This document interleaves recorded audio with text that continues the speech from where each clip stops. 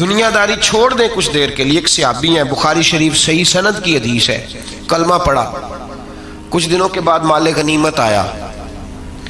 نبی پاک صلی اللہ علیہ وسلم مال تقسیم کر رہے تھے تو میرے حبیب نے اس صحابی کو بھی دیا، فرمایا یہ رکھ لے. اس کو پیسے دیے حضور نے، اس نے پیسے ہاتھ میں پکڑے اور محبوب پاک صلی اللہ علیہ وسلم کا چہرہ دیکھ رہا ہے. پتہ کیا لفظ اس کی زبان پہ آئے؟ کہنے لگے یا رسول اللہ میں نے اس لیے کلمہ تو نہیں پڑھا تھا، میں پیسے لوں گا. حالانکہ تالیف قلب حصہ اسلام کا، جو بندہ نیا کلمہ پڑھتا تھا اس کو کچھ نہ کچھ دیا جاتا تھا چونکہ اس کی برادری چھوڑ جاتی. کہنے لگے حضور اس لیے تو کلمہ نہیں پڑھا تھا کہ پیسے آئیں گے. نبی پاک نے فرمایا کس لیے پڑھا تھا؟ کہا یا رسول اللہ میں نے تو اس لیے پڑھا تھا کہ آپ مجھے جہاد میں لے جائیں گے اور میں آپ کے نام پر اپنی جان قربان کر دوں گا. میں نے کچھ لینے کے لیے نہیں، جان دینے کے لیے کلمہ پڑھا تھا. تو حضور میرے لیے مہربانی فرمائیں، مجھے آپ یہ دنیا داری ہی دنیا داری، مال ہی مال. حضرت میاں شیر محمد شرف پوری رحمت اللہ علیہ کی وہ بات میرے دل کو چھو جاتی ہے. ایک آپ سے شخص آ کے کہنے لگا حضور میں پہلے غریب تھا فلاں جگہ میں نے. ہاں یہ بات بالکل درست ہے کہ شیخ جو کامل ہوتا ہے وہ دعا کرتا ہے اللہ کی بارگاہ میں، یا اللہ یہ میرے پاس آیا تو اسے کوئی کمی بھی نہ رہے، کوئی بھی نہ رہے. یہ تو اس کی اپنی درویشی ہے نا کہ وہ یہ بات کہے، تو اپنا رنگ ہے اس کا. میاں صاحب کے پاس آیا تو آ کے کہنے لگا حضور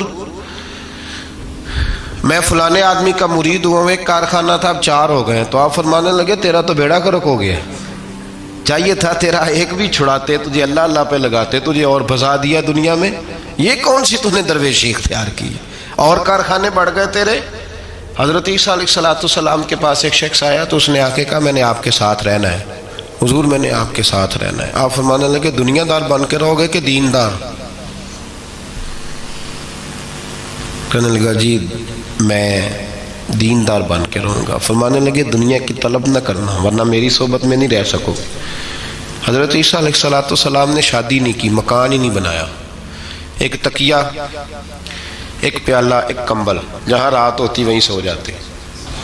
ایک دن ایک شخص کو دیکھا کہ وہ ڈھلان بنی ہوئی تھی، پتھر کی پہاڑ تھوڑی سی ڈھلان بنی ہوئی تھی تو نیچے لیٹا ہوا ہے. آپ نے کمبل بھی صدقہ کر دیا. کہنے لگے آج کے بعد جہاں ڈھلان بنے گی وہاں سو جائیں گے، کمبل کی ضرورت ہی کوئی نہیں. کچھ دنوں کے بعد ایک شخص کو دیکھا کہ وہ اپنے ہاتھ کا تکیہ بنا کے سویا ہوا ہے، تکیہ بھی خیرات کر دیا. کہنے لگے اس کے بغیر بھی گزارا ہو سکتا ہے. کچھ دنوں کے بعد دیکھا کہ ایک آدمی چلو میں پانی پی رہا ہے، پیالہ بھی اللہ کے راستے میں دے دیا. کہنے لگے چل جائے گا کام اس کے بغیر. فرمایا دنیا دار بن کے نہ آنا. کہنے لگا نہیں صاحب میں دیندار بن کے آؤں گا. جناب عیسیٰ علیہ السلام نے رکھ لیا. آپ پہلے دن ہی کہنے لگے چل آ جا روٹی کھا لیں. 3 روٹیاں منگائیں، اس کو ساتھ بٹھایا. فرمانے لگے میں تو ایک کھاؤں گا، تو کتنی کھائے گا؟ کہنے لگا جی میں بھی ایک ہی کھاؤں گا. ایک روٹی اس نے کھا لی، ایک آپ نے کھا لی. تیسری روٹی چھوڑ کے جناب عیسیٰ علیہ السلام دریا کنارے وضو کرنے چلے گئے. واپس آئے تو روٹی کوئی نہیں تھی.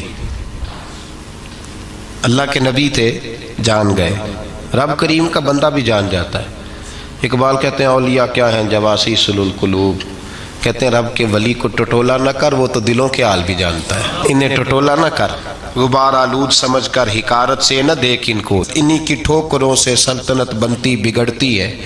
اور اقبال کہتے ہیں نہ تیگ و تیر میں نہ لشکرو سپاہ میں، نہ تیگ و تیر میں نہ لشکرو سپاہ میں. کہتے ہیں نہ تلوار میں نہ تیر میں نہ لشکر میں نہ فوجوں میں، نہ تیگ و تیر میں نہ لشکرو سپاہ میں ہے جو بات مرد کلندر کی بارگاہ میں ہے، جو بات مرد کلندر کی بارگاہ میں. تیسری روٹی کدھر ہے؟ کہنے لگا حضور مجھے نہیں پتا. فرمانے لگے تجھے پتا ہے پر تو بتا نہیں رہا. کہنے لگا مجھے تیسری روٹی کا پتا. حضرت عیسیٰ علیہ السلام ایک ہرنی جا رہی تھی، اس کے ساتھ 2 بچے تھے. آپ نے ایک بچہ پکڑا، اس کو ذبح کیا، لکڑی جلائی، اس کو بھونا، اس کو بھی کھلایا، خود بھی کھایا، ہڈیاں جمع کر دیں.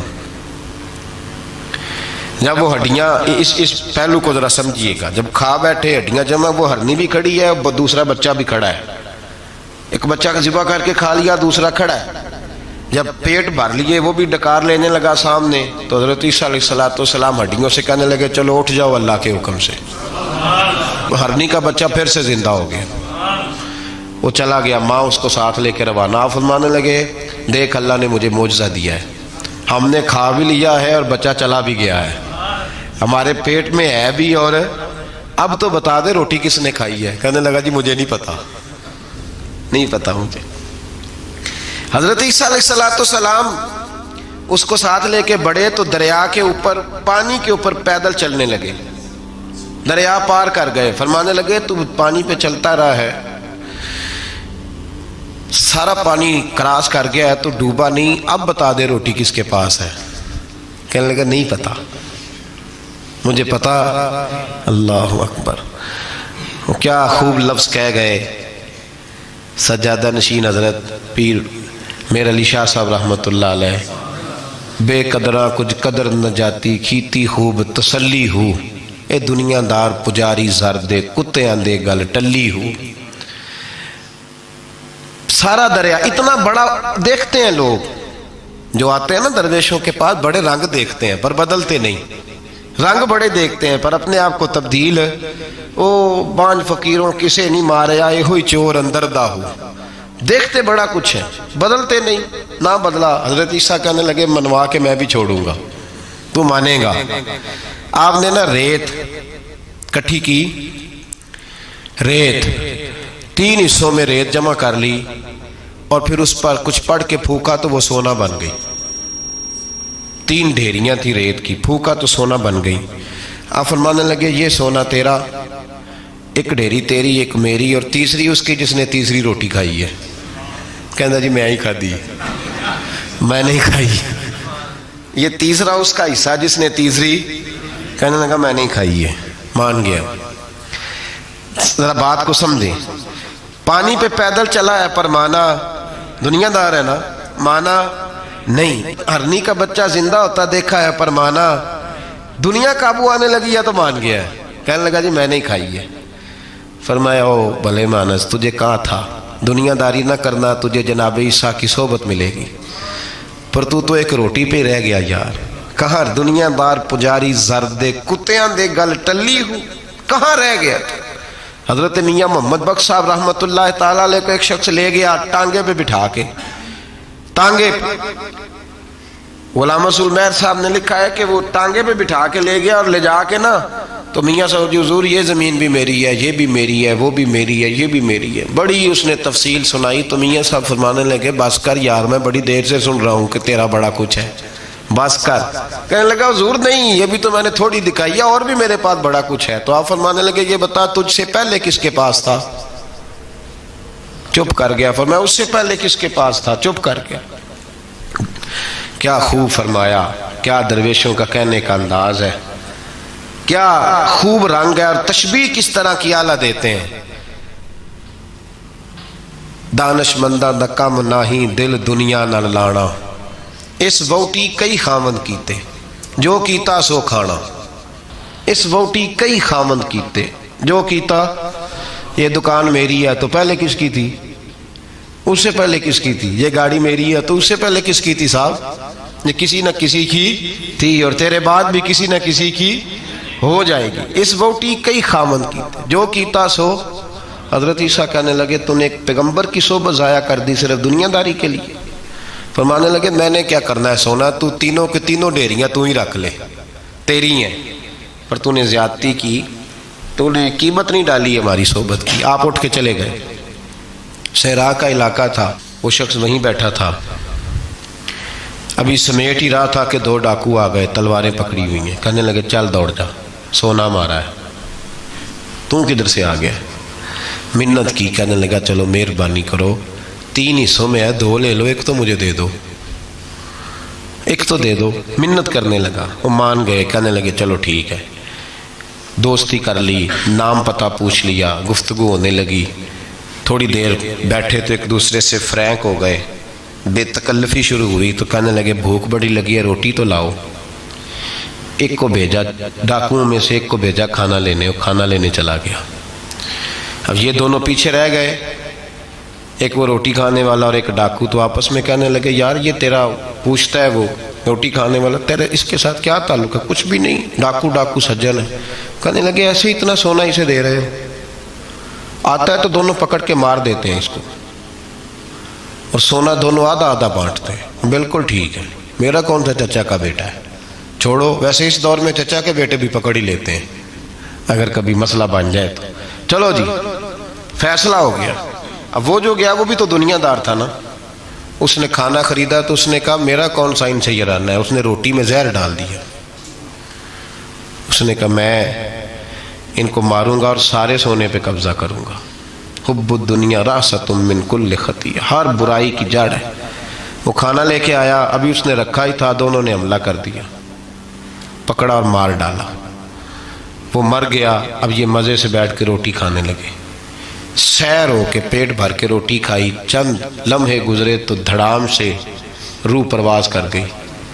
حضرت عیسیٰ 1 گھنٹے کے بعد گزرے، 3 لاشیں پڑی اور سونا ویسے کا ویسا پڑا۔ ایس ووٹی کئی خامن کیتے، جو کیتا سو کھانا، سونا ویسے کا ویسے پڑا ہے۔ جناب عیسیٰ علیہ السلام کھڑے ہو کے اپنے حواریوں سے کہنے لگے اس کو کہا تھا تو صحبت حاصل کر، دنیا داری سے بچ، لیکن اس نے دنیا داری کو فوقیت دی، ایک پیغمبر کی صحبت کو فوقیت۔ آج نقصان یہ ہوا ہے کہ خود مرا ہے اور 2 لاشیں اور بھی اس نے ساتھ کٹھی کر لی۔ دنیا داری سے بچ جائیں، اس سے بچیں، ضرورت کی حاصل کریں، ضرورت سے زیادہ نہیں۔ ضرور محنت کریں، جد و جہد، حلال روزی کمائیں اللہ کے راستے میں دینے کے لیے، غریبوں کی مدد کرنے کے لیے ضرور کریں، لیکن اس کو مشن نہ بنائیں، یہ مشن نہیں۔ اگر آپ نے صبح سے لے کے شام تک 3 گھنٹے وقت گزارا ہے تو پھر آپ کا 2 گھنٹے اگر دنیا میں گزرے تو 1 گھنٹہ دین میں گزرنا چاہیے نا، ورنہ آپ کا دن ضائع ہو گیا ہے۔ کم از کم تیسرا حصہ تو دین کو دو۔ ہمارے بزرگوں نے ضمناً دنیا داری رکھی، ضمناً کہتے تھے ہم تو اتنی روزی کماتے ہیں کہ کمر سیدھی ہو سکے۔ تو ایک تو میرے عزیز یہ یاد رکھیں کہ اپنے ہمہ وقت زندگی کو دنیا کو ٹائم نہ دیں، دنیا کو اتنا ٹائم دیں جتنی کہ اس کے لیے حضرت علی المرتضیٰ رضی اللہ تعالیٰ عنہ کا ایک فرمان یاد رکھیں۔ آپ فرمایا کرتے تھے میں دنیا کے لیے اتنی محنت کرتا ہوں جتنا میں نے دنیا میں رہنا ہے، اور آخرت کے لیے اتنی محنت کرتا ہوں جتنا میں نے آخرت میں۔ جو آدمی 500 سال پہلے فوت ہو گیا تھا وہ کہاں ہے؟ ابھی قبر میں۔ زندگی کتنی گزار کے گیا؟ 60 سال 70 سال۔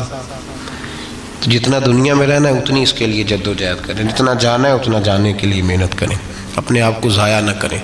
اور یہ جو اللہ اللہ سیکھ رہے ہیں لوگ درویشی کے راستے پہ، ان کے لیے تو موت ہے، یاد رکھیں۔ جتنا زیادہ دنیا کی طرف جائیں گے اتنا، دیکھیں نا اللہ تعالیٰ شراکت کو تو پسند فرماتا ہی نہیں۔ اگر آپ نے، اور پھر میں نے کہا کہ جس بندے نے، اس نے نماز پڑھتے بھی یہی سوچا ہے کہ میں نے نکل کے پیسے لینے ہیں، کیا اس نے حاصل کیا؟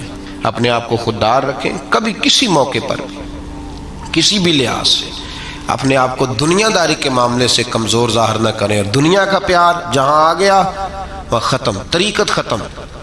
اگر آپ کی جد و جہد، اور یاد رکھ لیں آپ روحانی طور پہ مریں گے جس دن توجہ دنیا کی طرف کر لیں گے، اللہ اللہ کی لذت ضائع ہو جائے گی۔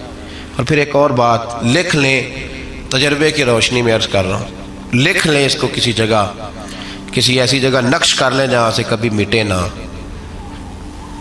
ہم نے اپنے بزرگوں کی صحبت میں رہ کے ایک تجربہ سیکھا ہے، جس کی پیسے کی طرف توجہ ہوتی ہے پیسے اس کے آگے دوڑنے لگ جاتے ہیں، وہ دوڑتے ہیں، تو تھک جائے گا، ان تک پہنچ نہیں سکتا، تھکا کے ماریں گے تجھے پیسے، اور تو اپنا چہرہ پھیر پیسوں کی جانب، تیرے پیچھے دوڑنے لگ جائیں گے، پیچھے